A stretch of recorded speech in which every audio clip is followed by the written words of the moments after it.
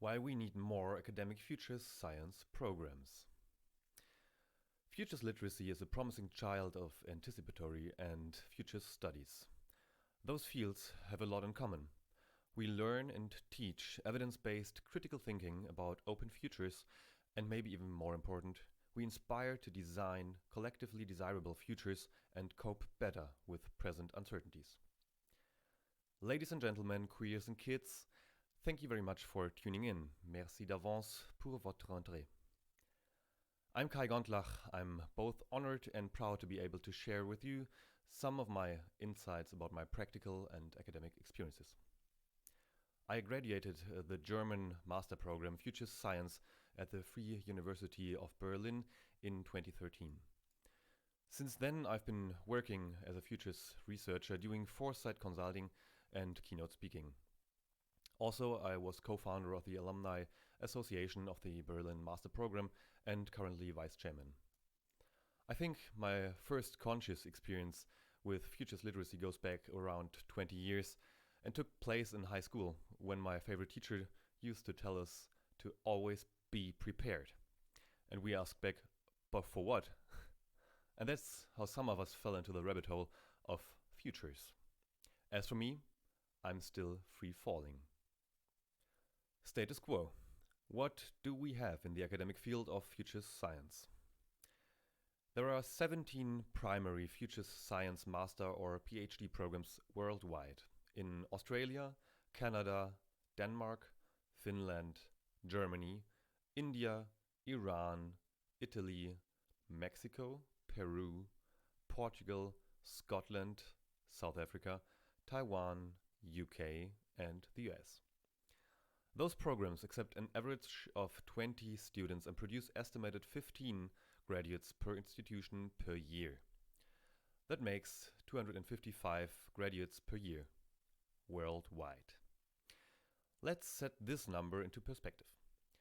In Germany alone, there are about 122 business bachelor study programs with an average of 85,000 actively enrolled students each year. Around 30% of these graduates successfully every year, which results in approximately 25,500 graduates in business studies in Germany every year. That means there are 1,700 times as many graduates in business studies than in futures studies in Germany, at least. And that's only for bachelor. I assume that this situation is more or less comparable in the other 16 countries with primary futures studies programs.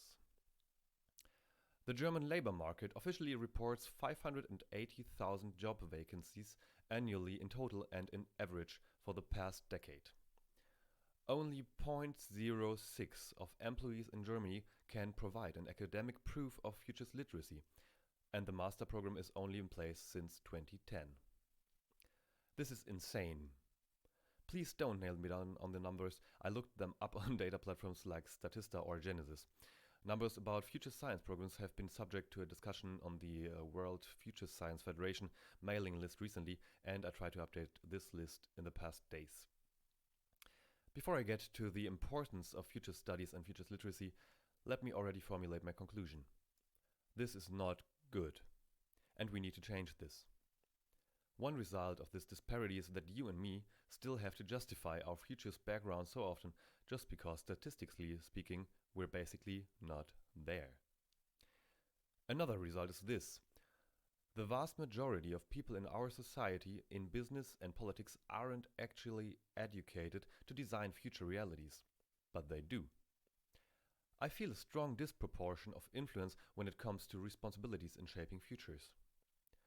Obviously, the relatively long tradition of future science can't cope with the predominantly monodisciplinary set of classic study programs and neither gain political attention. The gap between the demand for futures literacy scholars and the ability of our higher education system to produce those increases exponentially, along with the speed of automation and demographic change in the labor market. One of the implications of these trends is the increasing demand for general and interdisciplinary education, a broad skill set, and, miraculously, a certain degree of futures literacy. So, why is future science important?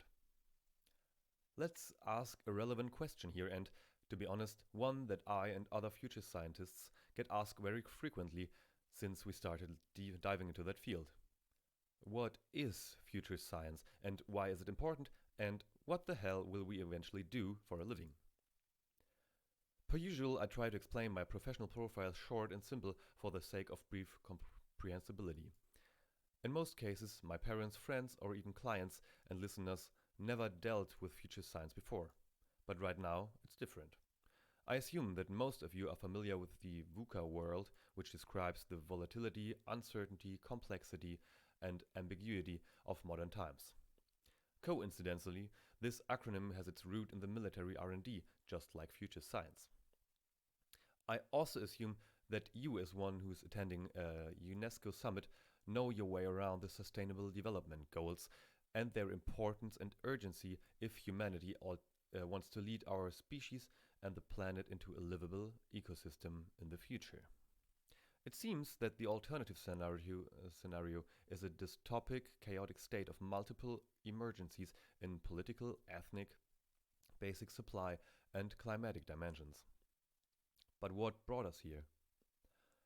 The current educational, business, and organization systems are staffed with conventional plans and based on rules from former non-VUCA centuries.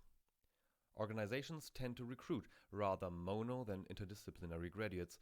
They promote rather gut than evidence-based decisions, and the vast majority focuses only on one goal: economic growth, accepting the exploitation of natural and human resources. In the end, we are biological beings, talking apes controlled by affections and hormones. Our over 300,000 years long evolution is a history of cognitive and social progress, but also one of egoism and the survival of the fittest, in a sense of the most powerful entity. Not the ones who improve their fit, taking into account their social and ecological footprint. And in the end, organizations are no more than an accumulation of these complex biological systems into social or economic frames. They do everything to maintain their own structural base autopoietically and combat other approaches, which can be a very helpful property in times of returning anti-democratic demagogues, by the way. But on the other hand, certain fields right now need rapid change. But change or even disruption of norms automatically paves the way for conservative forces given the innate future's anxiety. But in the big picture, we need to increase our efforts substantially to turn the emerging energy into a canal with suitable outcome for every living being and the ecological environment. United Nations Secretary General Antonio Guterres recently addressed many of these pressuring issues in several statements. We need to fight global poverty, political, military, and domestic violence, a lack in gender equality, and the pressure of the climate crisis, not to forget inequalities between the global north and south. And the most important aspect, in my opinion, is we have all tools at hand, but we need the collective understanding and zeitgeist to make it work. Back to futures literacy. Probably you've read Riel Miller's UNESCO-backed editorial volume Transforming the Future: Anticipation in the 21st Century from 2018. In the foreword, UNESCO Director General Audrey Azoulay frames the importance of futures literacy like this. Much pain, even conflict, arises from the contradictions we all experience between living in a complex, dynamic, and creative world and the rigid, sometimes deterministic frameworks we use to understand this reality and its evolution, as well as the choices it offers, quoting Edgar Morin. Developing this capacity, understanding the nature of the future and the role it plays in what we see and do, can be a powerful tool for catalyzing change today. Evidence shows that people can change how and why they think about the future. Let me rephrase this with my words. The basic idea of futures literacy is that we as reasonable humans need to regain both knowledge and confidence about our role in the global ecosystem, and we need to have the courage to design better futures. Furthermore, we as the descendants of Homo sapiens, not to say Homo prospectus, need to fulfill our social, ecological and intergenerational responsibility. Take action. If we want to pass this planet to future generations and maintain the good habit of previous generations, we should work hard to improve living conditions. I see it as my privilege and my duty to spread the word about futures literacy, future sciences and anticipatory sciences to be part of a ripple effect. So let's amplify the activities of the community of the past decades, build more institutions and enrich contents of formal and informal education bodies, regardless of age, religion, professional or social backgrounds of the learning subjects. Let's also promote the existing academic institutions, build new structures inside existing organizations in all societal sectors, and increase the number of academic programs primarily dealing with future science. This will not succeed without convincing existing chairs and institutes of the importance and urgency of futures literacy. This high-level expert summit is one of the many good signs that we are on a good path towards an implementation of futures literacy in this society. But let's be honest, you are already convinced that spreading the word about futures literacy is important. But we need to reach wider audiences. We need to change current mindsets, educational plans, and raise political awareness in every region around the globe. And we need to do it fast. Time's running out for building a peaceful, inclusive, livable world. There are so many magazines, network events, blogs, podcasts, influencers on topics like fashion, makeup, or food. Today is the right day to start your contribution in the field of futures literacy. If every one of you even reaches only 100 people out there and those distribute the futures spirit, we will quickly take our societal dealing with futures to a new level. Are you with me? I believe in no spiritual God, at most in human rationality. But I believe that humanity stands at the crossroads for either the doom of modern civilization or the rise of a new collective futures intelligence. I am happy to discuss with you further. Let's get in touch. Send me an email to me@kaigondlach.de or a LinkedIn invite.